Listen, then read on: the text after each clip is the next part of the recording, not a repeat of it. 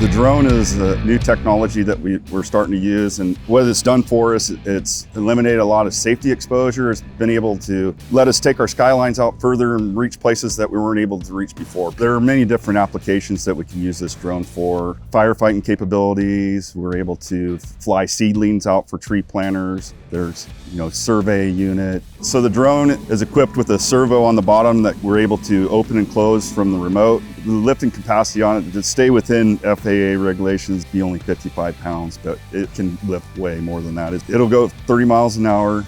It'll pull the haywire out at 19 to 20 miles an hour where it's smoking through the gloves of the guy holding the rope. So it's very powerful. It's not your average drone that you go down to Walmart and buy. It's more of a workhorse than a racing drone, or it's made to pick and lift things.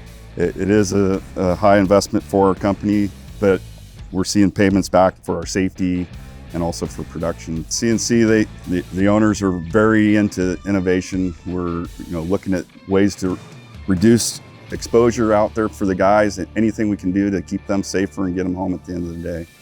The drone is an example of how we are making it safer for the guys and making it more productive as well.